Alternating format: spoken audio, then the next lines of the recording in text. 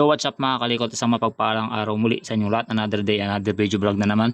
So for today's video vlog, para sa mga nagtatanong paano daw malaman kung battery na yung problema sa ating motorsiklo, okay?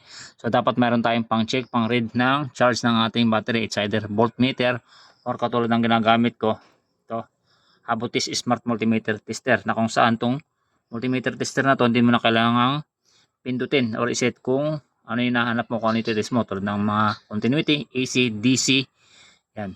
So automatic niya matitrace kung ano yung chinecheck natin katulad nito. So check natin muna yung volt reading ng ating battery. So bago natin siya iparada, halimbawa ngayon magagabi na siya, bago natin siya iparada or bago natin ipark na hindi natin gagamitin, so check natin yung volt reading ng ating battery. Check natin. So meron tayong nakuhang, meron tayong na-read na 13.6. 13.6 yung charge ng ating battery. Then, tulad nga sabi ko, bago natin siya parada, hindi natin siya gamitin, tanggalin natin yung wire, yung naka-terminal sa ating battery. It's either yung positive or negative, pwede rin yung dalawang wire na naka-terminal, okay? Tatanggalin natin yan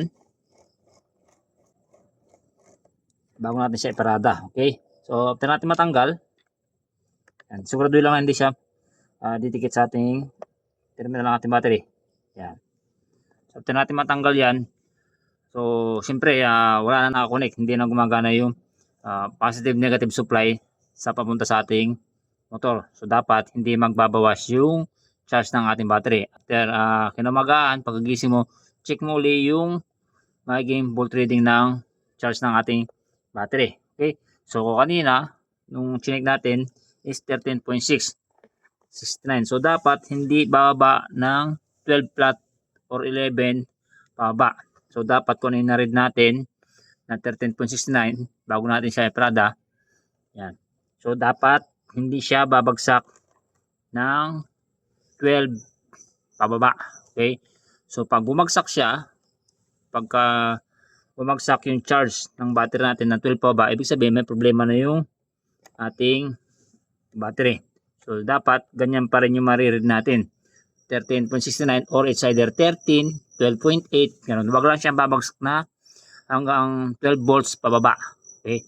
Ito yung sabi ko, pag bumagsak yung na-read natin, pag na-read natin kinamagaan 12 flat, 12 volts hanggang pababa, bumaba na siya, bumagsak na siya, lalo na pagka 10, 8. Ibig sabihin, sira na yung battery natin. Kailangan nang palitan yung battery natin. Okay? So, ganoon lang mga kalikot para mag-check kung ang battery na ang problema sa ating motorsiklo. Kasi marami nagtatanong yan kung bakit nalulubat yung mga battery nila. Ano ba dapat yung reason or ano ba paano daw malaman kung battery na nga daw ba yung dapat palitan sa ating motorsiklo. Okay? So, yun lang mga kalikot. Tingin-tingin sa mga nag-request, sa mga nagtanong. So sana makatulong tong video na to para sa inyo. Okay?